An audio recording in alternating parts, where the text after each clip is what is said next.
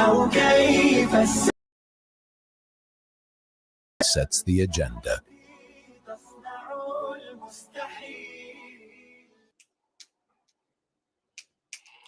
Welcome back. You tuned into Mid Morning Talk, and now something I'm passionate about, because for me, whistleblowers are people that serve our country, just like the men in uniform, our security forces, our Navy, our police force, serve and protect our country. For me, whistleblowers protect our country. They safeguard our resources by calling on those individuals that or organizations that misappropriate funds, public purses, money that is cut off from mine, yours, PAYE, our VAT, import duties.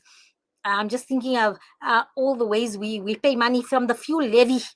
Half of our money, well, a third of our money we pay goes to the fuel levy. And all that money is for the public purse, for the betterment of every citizen in South Africa, in terms of providing us with healthcare, with safety, security, clean water, a good public transport. But what happens when these funds are then misappropriated to empower and enrich a few?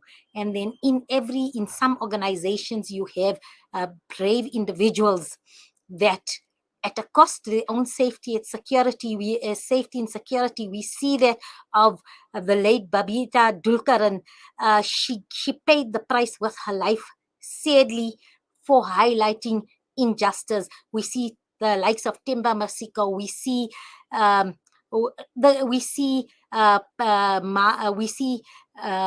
Tiro Holeli. They remain under merciless intimidation. We see many brave individuals that have come forward at the Zondo Commission, informing us, providing evidence of the rotten state of affairs in our country, but providing a beacon of hope. And for me, what protection do they have? What is the state giving besides a pat on the back that you come forward, despite them being under a safety and security risk? They've lost jobs paying them well. They have to rely on the kindness and generosity of neighbors, family, and that to survive, to provide for their families. So I'm very pleased that we have the Public Interest Project SA. It's an independent, politically agnostic public benefit organization that advocates for active civic participation in South Africa's democratic experiment. We strive for the advancements of public accountability, social and economic justice, the rule of law, community development, and safeguarding of public interests. Considering the invaluable role whistleblowers can play in uncovering wrongdoings and enforce the law, our government must establish the office of the whistleblower, which will be tasked with administrating a whistleblower program for the public and private sector. So joining me now is Tebogo Khaas, and he's part of the Public Interest Project of SA. Good morning, my apologies, Tebogo. Good morning and welcome to Mid Morning Talk, Tebogo. Good morning, Mariam, and thank you for inviting me. It's a pleasure. So you can see from my voice my passion for whistleblowers, because for me, they're right up there as a role model and mentors, and also for young people, because it takes guts and grits to finally decide, you know what, I'm going to expose this. I know I'm going to lose everything. I might lose my home. I might lose my financial security.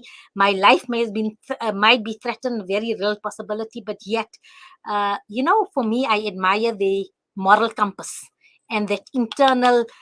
They're just made of different stuff. I so admire them in terms of how they guided morally to make this conscious decision to expose. And there's nothing in them but for the good of the country. That is patriotism for me. So tell me, when did this Public Interest Project begin?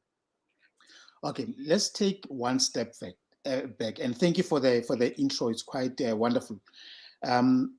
It is often thought that by those who appropriate or misappropriate public funds that corruption and stealing from the fiscus doesn't affect people. Actually, corruption and malfeasance is not a victimless crime. When people take monies that are meant to be used to build or maintain roads, bridges, and public infrastructure, it affects communities. And most important, in most instances, it actually affects poor communities even more. So this notion that corruption may be not affecting ordinary South Africans, it is quite absurd. Having said that, those who have the courage, who summon the courage to report corruption or wrongdoings in the public sector and the private sector ought to be heralded as our heroes, because oftentimes they end up risking or losing their livelihoods, and in some instances, even their lives. As we would have heard recently, events that occurred when two whistleblowers had their houses broken into, and the intruders, it was quite clear that they wanted to either seek to intimidate them, especially now ahead of the trials or the prosecutions that we believe would ensue from the state capture commission. In fact, today coincides with the handover by the acting Chief Justice Zondo of the part 2 of his report to the president. With that, it means more people will be fingered for wrongdoing in the report, and they may also face comeuppance. With that, it means whistleblowers will be more in danger, or their lives will be more in peril. So the role that whistleblowers play cannot be minimized, and we need to ensure that they get the protection and the support that they need. In fact, most of the whistleblowers that we know of, they not only face the threat, the physical threat of harm to them and their families, but also they do face other challenges, such as mental health challenges, because of the strain or the stress whistleblowing or fighting those with political power brings up or invites upon them. So we need to ensure that we support them. And also by nature, whistleblowers tend to not want the focus to be about them. It is about the action, the wrongdoing that is occurred against the people. So trying to lead your life, your normal life, and being faced with this becomes very difficult for them, because they do not initially set out to do that. So most of the time that they don't even have the resources to protect themselves. And we've now seen that the state has really done very little to actually help the cause of whistleblowers. In most instances, the state whistleblowers, there's a trust deficit between whistleblowers and the state, where I remember one prominent case where one of the whistleblowers actually had to stop the police providing them with close protection because of the risk inherent by the state doing so itself. For me, when I interviewed many whistleblowers in it, I was astounded that the state did not actually acknowledge them, or even, order the BOA or different awards and recognitions you get in service of the country. Whistleblowers should be decorated and acknowledged in that way, because really they've saved the fiscus. If it wasn't for their bravery, misappropriation, fraud would have continued unabated. It stops because of them. The buck stopped there.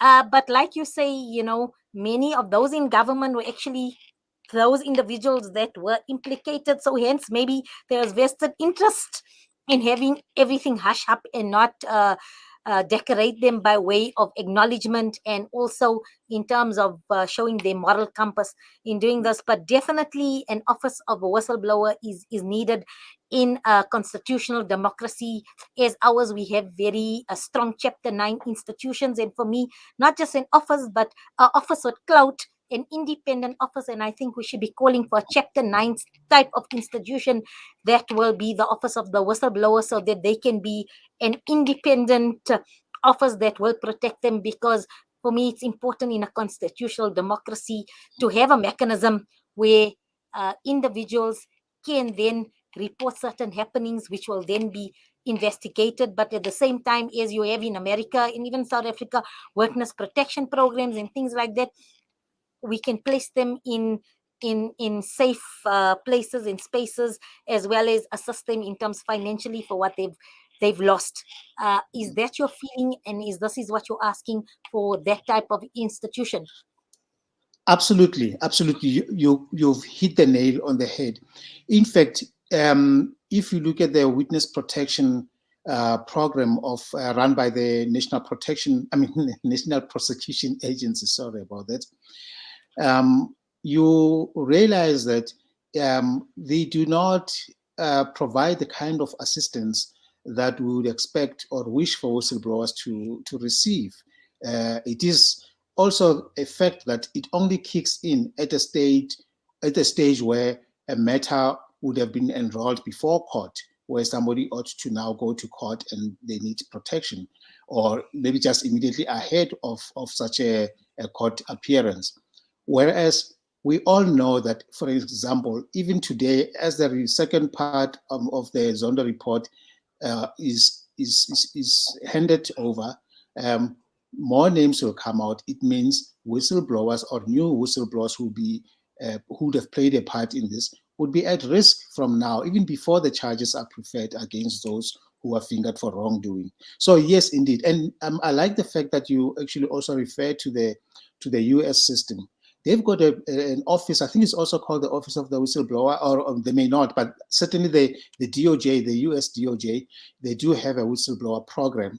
And it is predicated also on rewards, especially where in instances where credible, fresh information was provided to the Justice Department, which may have led to recoveries of monies lost to the state, and rewards are actually given to those who come up with that information. In fact, recently, probably a month or so ago, the highest payout to a whistleblower in the US, they made a payout of 200 million to a whistleblower. It involved the SEC, where huge amounts of money were pilfered, and through the information that they received and successful prosecution that ensued, the state was able to. The public was saved billions of rands in a transaction that otherwise wouldn't have come to the attention of the authorities, were it not for the whistleblowers who risk their lives. Tebogo, so how's your petition going? Has it been successful? Are people becoming more aware? Has it been, one thing is getting signatures, but in fact, for me, a petition is about conscientizing the South African public, creating awareness to the plight. So besides just a signature, for me, a petition goes a long way in terms of informing people, because I would have not known about the intention to actually initiate this type of office as well, had I not come across the petition. So how is the petition going? Has it been widely received? Have you got positive feedback from people who are participating? Not only those are people that are pitching in to get this onto the agenda. So tell us a little bit more about the petition, and at what stage are you in terms of getting this to the powers that be? Yeah, and thank you for that question, because firstly, a petition itself is a sign of wanting to do something and participating in this participatory democracy to have issues attended to by those entrusted with exercise of public power. And whether it succeeds successful or not, maybe it's debatable, but in our estimation, it has exceeded our wildest imaginations or expectations, because now we're sitting at, I think this morning it was just over or close to 12,000 signatures. And we had more than 160 people who actually have perused the petition itself, who may not have put their signature down. But it has exceeded even the norm in terms of the signature. So I want to believe that it is succeeding. But it is also succeeding in the sense that it has created or galvanized conversations in the public, where the issues of whistleblowers are still remaining relevant and prime in the minds of South Africans, which is what we need. Because for as long as whistleblowers are in the minds of everybody, that in itself communicates or conveys some sense to those who want to cause harm that the public is watching and the public cares about the plight of whistleblowers, and the public would do or want to do all in their power to ensure that no harm is visited upon whistleblowers. So that, for me, it is successful. But what would be more successful for us, I think ultimately, it is when the kind of proposals that we would like to make to government are actually heeded and implemented. And government, both the executive and the legislature, in terms of the legislation that is required. For starters, we would like to see certain amendments made to the Protected Disclosure Act dealing with whistleblowers. And in that also, one of the amendments we'll seek to move for is the establishment of the Office of the Whistleblower that you've mentioned. And also thirdly, to ensure that the state indeed recognizes whistleblowers and make sure that it enacts or it puts together regulations that will ensure that reparations or rewards are made towards whistleblowers who oftentimes face costs involved with them trying to fight what you'd call slap suits, which are often done by those who are fingered for whistleblower for corruption, who want to frustrate the lives of employees who blow the whistle by taking them to court, and it costs them money. And we know that litigating is expensive itself. So if you don't have the means to litigate, you would find yourself either abandoning blowing the whistle, or due to the stress and the cost involved, just making sure that you don't want to be involved in the first place. So we would hope that that is where the ultimate success will be. But we are alive to the fact that it is not easy. In fact, funny, because last night I was participating in a Twitter Spaces hosted by Rivonia Cycle, another like-minded organization, and the issue of access to justice was actually prime. And what we actually saw or wanted to or discuss is the fact that access to justice itself becomes difficult for whistleblowers themselves, and mechanisms ought to be put in place to ensure that access to courts is made easier, affordable, or it's made free for whistleblowers, and make sure that their interests are covered.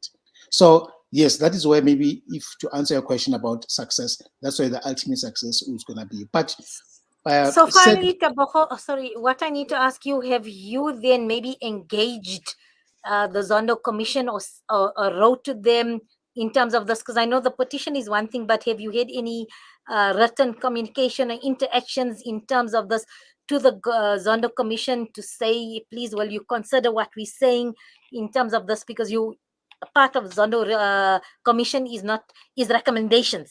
It's recommendations now to the government. So have you not you personally, but the organization written to the Zondo Commission to say, this is what we recommend, and hence we're gathering support, and this is the sentiment of the South African public as well, in terms of they feel strongly in support of whistleblowers. So have you engaged with the Zondo Commission? Two things. The answer is no. But we believe that the Zondo Commission is aware of what the public's sentiment is around whistleblowers through actions such as the petition that we've embarked on. And secondly, we do not want to be seen to be interfering in the work of the Commission, because now it is at the time where, a sensitive time where they ought to be writing a report and not considering new information by way of public interest submissions. But I'm sure that they do have eyes, they do have ears, they do know what's going around. Hopefully we will see that being accommodated in this. But we have written to the president, we have requested directly with the presidency to allow us an engagement where we'll hand over the petition as well as a memorandum of proposals. That was 2 weeks ago. All we got was an acknowledgement of receipt of the request. We've subsequently sent requests as follow-ups. We're still waiting for the presidency to respond positively to our request. Well, we hope we don't have to go down the route of toying before you get yourself heard, because it seems to be the only way that people get heard in South Africa. Yeah, I mean, besides a polite acknowledgement, but my signature is certainly there in terms of among those 12,000, it's there in support. And Salam Media is a platform for all groups such as yours, in terms of, because we all together ensuring a positive South Africa, and also that our funds are not misappropriated, because I think everybody digs deeper and deeper into their pockets, so that the public purse has enough to provide what it's supposed to in healthcare, in education, in, I mean, potholes around here everywhere, good public transport, because the more you read about the debacle and the shenanigans at Prasa, it was shocking. It was shocking that people lose their lives and risk their lives daily just for a daily commute to work to earn bread and butter, and yet their lives could have been much safer and better protected had it not been the billions that was misappropriated and just empowered a few. So we all feel strongly of this, and this is your platform. If there's any other new developments, do contact us and we will provide you with a platform. And we wish you strength and good luck. And our support is with you and the Public Interest Project as well, Tebogo, and keep us updated. And we hope that by you having this platform, it is going to increase awareness. Thanks, Mariam, for that, and thanks to Salam Media for giving us this opportunity, which we really appreciate. It is the power of your example for having taken that step to sign the petition, as well as to give us this opportunity to talk about it, that we appeal to, alongside the appealing to the better angels of South Africans, to ensure that they also support the petition, that we are really grateful for. And thank you so much for the platform. Thank you. This is Tebogo Khaas, and he is from the Public Interest Project SA. We're going to take a short break, and then we're speaking to author and well-known radio and television personality Joanne Joseph.